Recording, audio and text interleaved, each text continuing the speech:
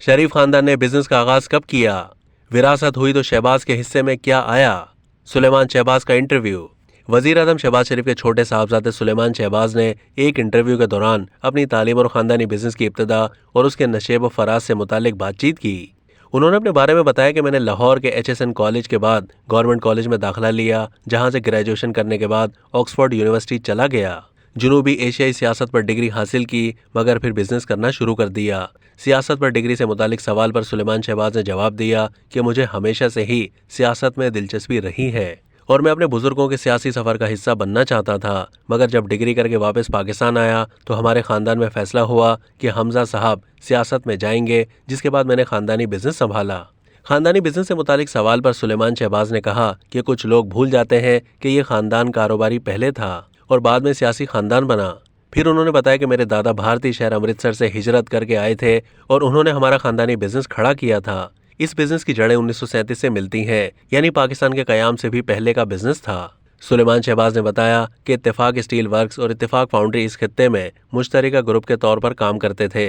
1970 में इत्तेफाक ग्रुप सबसे बड़ा बिजनेस ग्रुप था। टाटा और बिरला वगैरह का तो पता ही नहीं था।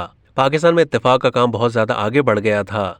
1970 में इस ग्रुप के 10,000 लोग मुस्तकिल मुलाजिम थे।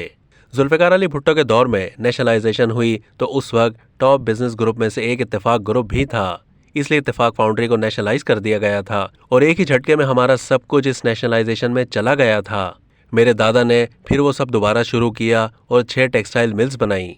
जब नेशनलाइजेशन के बाद बहुत सारे कारोबारी अफराद पाकिस्तान छोड़कर चले गए थे, मगर मेरे दादा ने इसी मुल्क में रहने का फैसला किया। भुट्टो की फांसी के बाद जब जनरल जियाउल हक इक़्तिदार में आए तो नेशनलाइजेशन की पॉलिसी खत्म कर दी गई और इत्तेफाक फाउंड्री हमें वापस मिल गई थी। सुलेमान शहबाज मजीद बताते हैं कि फिर बेनज़ीर भुट्टो के दौर में जब इत्तेफाक फाउंड्री का खाम माल क्लियरेंस ना मिलने की वजह से कई महीनों तक पोर्ट्स पर फंसा रह गया तो फैक्ट्री बंद हो गई, मगर मेरे दादा और उनके भाइयों ने दिन रात काम किया और सख्त मेहनत की।